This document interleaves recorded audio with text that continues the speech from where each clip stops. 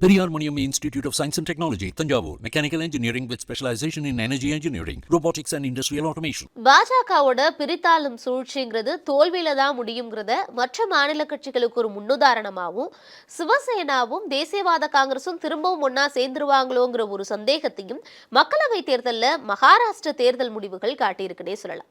ஏன்னா மகாராஷ்டிரால உத்தவ் தாக்கரே தலைமையிலான சிவசேனா ஆட்சி நடந்துகிட்டு இருந்தப்போ ஏக்நாத் ஷிண்டே தனக்கு சாதகமான ஒரு அணியோட எம்எல்ஏக்கள் கூட்டத்தோட அந்த சிவசேனாலேருந்து பிரிஞ்சு பாஜக தலைமையில ஆட்சி அமைச்சாரு. ஏக்நாத் ஷிண்டே முதல்வரானாரு.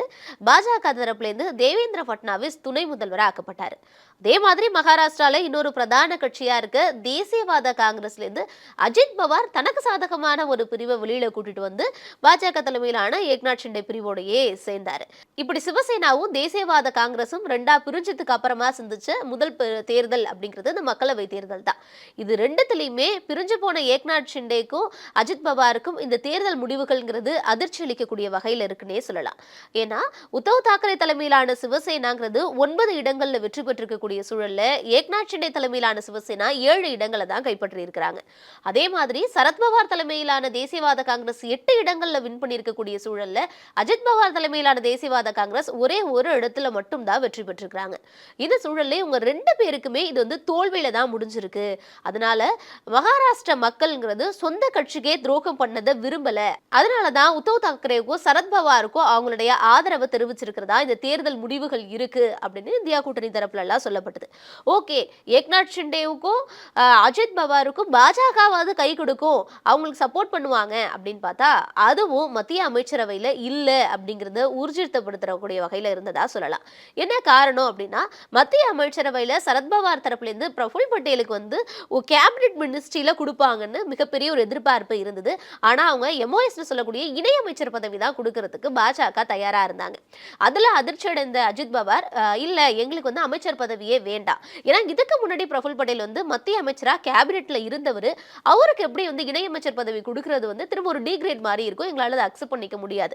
இன்னும் கொஞ்ச நாட்கள் இருந்தோம் அப்படின்னா ராஜ்யசபால இன்னும் எங்களுக்கு மெம்பர்ஸ் வந்து அதிகமா இருக்கக்கூடிய ஆகிறதுக்கான சூழல் அப்படிங்கிறது இருக்கு. ஸோ மத்திய அமைச்சர் பதவி தான் எங்களுக்கு வேணும், இப்போ எங்களுக்கு இந்த மினிஸ்டர் பதவி எம்ஓஎஸ் வேண்டாம் அப்படின்னு சொல்லிட்டோம்.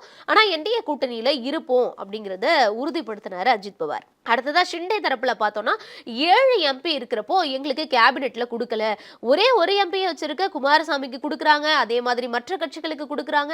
ஆனா ஏன் வந்து எங்களுக்கு வந்து கேபினெட்ல வந்து மினிஸ்ட்ரி கொடுக்காம எங்களுக்கு எம்ஓஎஸ் தானே கொடுத்துருக்காங்கன்னு சொல்லி ஏக்நாத் ஷிண்டேவும் தன்னுடைய அதிருப்தியை தெரிவிச்சிருந்தாரு. ஸோ மகாராஷ்டிரால சொந்த கட்சியை பிரிஞ்சு வந்த 2 பேருமே தங்களுக்கு முக்கியத்துவம் கொடுக்கல பாஜகல அப்படின்னு சொல்லி அதிருப்தியை வெளிப்படுத்திட்டாங்க. இருந்தாலும் இப்போ வரைக்கும் பாஜக கூட்டணியில தான் இருக்காங்க. இந்த சூழல்ல தான் ஷிண்டே கிட்ட இருக்கக்கூடிய ஆதரவு எம்எல்ஏக்களா இருக்கட்டும், இல்லைன்னா அஜித் பவார் கிட்ட இருக்கக்கூடிய ஆதரவு எம்எல்ஏக்களா இருக்கட்டும், இவங்க எல்லாருமே உத்தவ் தாக்கரே கிட்டையும் சரத்பவார் கிட்டையும் போகிறதுக்கான வாய்ப்புகள் அதிகமா இருக்கிறதா சொல்லப்படுது.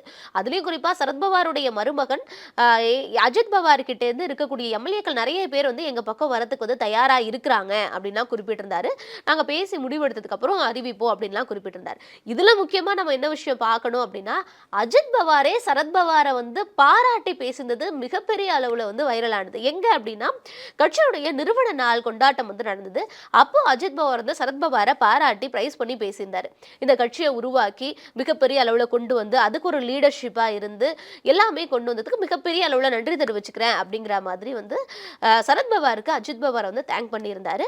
இப்போ இதுக்கு திடீர்னு வந்து இப்படி பேசுறாரு, கடந்த ஆண்டு பிரிஞ்சு இவ்வளோ நாள் வந்து இந்த அளவுக்கு இல்லாம டக்குனு தேர்தல் முடிவுகளுக்கு அப்புறம் இவரை பாராட்டி பேசுறதுங்கிறது ஒருவேளை திரும்பவும் அஜித் பவாரும் சரத்பவாரும் ஒன்றிணைய போறாங்களோ அதுக்கான ஒரு கீ பாயிண்டா இதை பார்க்கலாமா அப்படின்லாம் வந்து பேசுபொருள் எழுந்திருந்தது.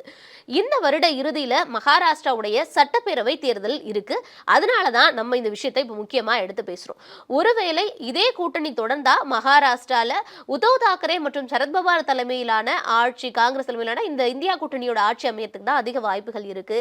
அதனால இங்கிருந்து பிரிஞ்சு போன ஷிண்டேக்கும் அஜித் பவாருக்கும் ஏமாற்றம் தான் மிஞ்சும். சட்டப்பேரவை தேர்தல் நடக்கிறதுக்கு கொஞ்ச நாட்கள் முன்னாடி அவங்க கிட்ட இருக்கக்கூடிய எம்எல்ஏக்கள் இங்க வரதுக்கான வாய்ப்புகள் அதிகமா இருக்கிறதா சொல்லப்படுது. மீண்டும் இதே மாதிரி மக்களவை தேர்தல் மாதிரி பிரிஞ்சே தேர்தல் களம் காடுறாங்களா, இல்லைன்னா தாய் கழகத்தோடயே போய் இணைஞ்சிருவோன்னு 2 பேரும் சொந்த கட்சியில இணைந்து பாஜகவுக்கு எதிரணியா இந்திய அணியோட சேர்ந்து தேர்தலை களம் காண போறாங்களாங்கிறத நம்ம பொறுத்திருந்து தான் பார்க்கணும். Periyar Maniam Institute of Science and Technology, Tanjavur, mechanical engineering with specialization in energy engineering, robotics and industrial automation.